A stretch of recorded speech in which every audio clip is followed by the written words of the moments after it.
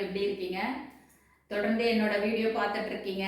நிறைய ஆதரவு கொடுக்குறீங்க. சப்ஸ்கிரைப் பண்ணுங்க, ஃப்ரெண்ட்ஸ்க்கெல்லாம் ஷேர் பண்ணுங்க, கமெண்ட்ஸ் பண்ணுங்க. இன்னைக்கு வந்து ஒரு ராமாயணத்தில் ஒரு பகுதி, ஒரு சின்ன கதை, எல்லாருக்கும் தெரிஞ்ச கதை தான். இருந்தாலும் அது வந்து உங்கள்கிட்ட ஷேர் பண்ணணும்னு ஆசைப்படுறேன்.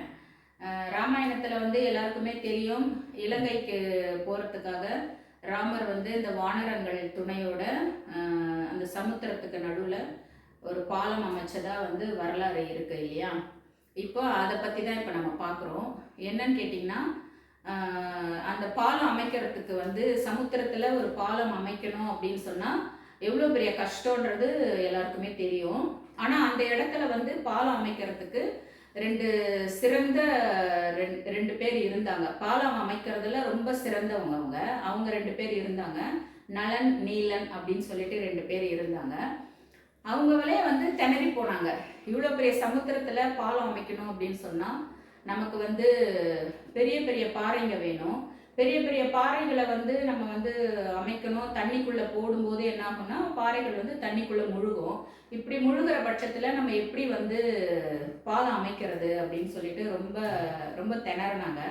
அப்போ வந்து எல்லாருக்கும் ஒரு யுக்தி வந்துட்டு என்ன பண்ணாங்க, அந்த பெரிய பெரிய பாறையிலெல்லாம் என்ன பண்ணாங்க, ஸ்ரீராமரோட நாமத்தை எழுதுனாங்க. ஸ்ரீராமான்னு எழுதுனாங்க. எழுதிட்டு அதை வந்து தண்ணிக்குள்ளே போடும்போது அந்த பாறைகள் எல்லாமே வந்து தண்ணிக்குள்ளே போய் முழுகாமல் தண்ணிக்கு மேலேயே மிதந்து வந்துச்சு. அதை வச்சுட்டு தான் வந்து அந்த பாலத்தை வந்து அமைச்சதா ஒரு வரலாறு சொல்லுது. அதுக்கப்புறம் அவங்க பேசின விஷயங்கள் எல்லாம் என்ன அப்படின்னு பார்த்தீங்கன்னா, பாலம் அமைச்சது வந்து அந்த பாறைகள் வந்து மிதந்ததுக்கு காரணம் வந்து ஸ்ரீராமரோட நாமம் அதில் எழுதுனது ஒரு விஷயம். இன்னொரு விஷயம் என்னன்னா, நாராயணன் வந்து சொல்லுவாங்க இல்லையா, நாராயணன் வந்து அவரோட லீலைகளை வச்சு தான் இதெல்லாம் பண்ணாரு அப்படின்னு சொல்லிட்டு இன்னொரு தரப்பினர் பேசிட்டாங்க. ரெண்டுமே உண்மையா இருந்தாலும் அதையும் தாண்டி ஸ்ரீராமரோட நாமம் அந்த இடத்துல எழுதுனதுல அந்த பாறை மிதக்கிறதுக்கு காரணம் அவரோட நாமம் மட்டும் கிடையாது, அவரோட நல்ல குணங்களும் அவருடைய நற்செயல்களும் மட்டும்தான் அந்த இடத்துல அந்த அவ்வளோ பெரிய பாறை அந்த சமுத்திரத்துல மிதந்து ஒரு வரலாறு படைச்சதுக்கான காரணம் என்னன்னா அவருடைய குணாதிசயங்களும் அவருடைய ஒழுக்க முறைகளும் தான் இல்லையா? இது வந்து எத்தனை பேர் அதை உணர்ந்தாங்கன்னு தெரியாது. இது ரீசெண்டாக நான் வந்து ஒரு புக்கில் படித்தேன். அதை வந்து தான் உங்ககிட்ட ஷேர் பண்ணணும்னு நினச்சேன். அந்த மாதிரி நம்ம வந்து இதுதான் வந்து ராமரோட அடையாளம் அப்படின்னு வந்து சொல்லப்பட்டிருக்கு அந்த புக்கில். அவருடைய குணாதிசயங்களால் மட்டும்தான் அந்த பாறை மிதந்தது. இது வந்து ராமருக்குரிய அடையாளமாக இருக்குது. அதே மாதிரி நமக்குமே ஒரு அடையாளத்தை நம்ம உருவாக்கணும். அது எப்படின்னா, நம்ம வந்து ஒரு இடத்துல இல்லை அப்படின்னும் போது நம்ம அந்த இடத்துல சிறப்பாக பேசப்படுறோம் அப்படின்னு சொன்னால் அதுதான் நம்மளுக்கான அடையாளம், நம்ம குணத்துக்கான அடையாளம். அந்த இடத்துல நமக்கு வந்து பெரிய சொத்தே வந்து நம்மளுடைய குணங்களும் நாம் செய்கிற நற்செயல்களும் தான். இப்போ பார்த்தீங்கன்னா, ராமர் ஒரு அடையாளத்தை ஏற்படுத்தின மாதிரி கண்டிப்பாக நம்மளாலையும் ஒரு அடையாளத்தை ஏற்படுத்த முடியும்.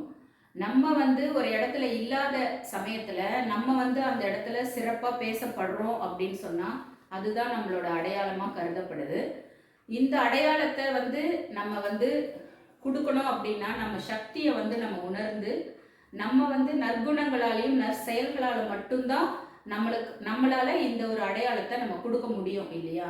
இப்போ வந்து ஒருத்தர் வந்து நமக்கு தெரியாத ஒருத்தரை, தெரிஞ்ச ஒருத்தரோ தெரியாத ஒருத்தரோ ஒரு ஆபத்துலையோ ஏதோ ஒரு இடத்துல ஒரு மாட்டிக்கிறாங்க அப்படின்னு சொன்னால் நம்மளுடைய பெயரை கொண்டு ஒருத்தர் வந்து ஒரு ஆபத்துலேருந்து தப்பிக்கிறாரு அப்படின்னா அது நமக்கான அடையாளம். இன்னொரு இடத்துல நம்மளுடைய பெயரை கொண்டு அவர் வந்து ஒரு ஆபத்தில் சிக்கிக்கிறாரு அப்படின்னு சொன்னால் அதுவுமே நம்மளுக்கான ஒரு அடையாளம் தான். இது வந்து ஒரு ஆபத்துலேருந்து தப்பிக்கிறாருன்றது நம்மளோட நற்குணங்களின் அடையாளம். ஆபத்தில் மாட்டிக்கிறாரு அப்படின்றது நம்மளுடைய தீய குணங்களோட தீய செயல்களால் வந்த அடையாளம். நம்ம நற்குணங்களால் ஒரு நல்ல அடையாளத்தை உண்டாக்கணுமா, இல்லை நம்மளோட தீய குணங்களாலும் தீய செயல்களாலும் ஒரு அடையாளத்தை உண்டாக்கணுமா, எந்த மாதிரியான அடையாளங்கள் நாம் உருவாக்கணும்ன்றது நம்ம கையில் தான் இருக்குது. அதை நாம தானே டிசைட் பண்ணணும்.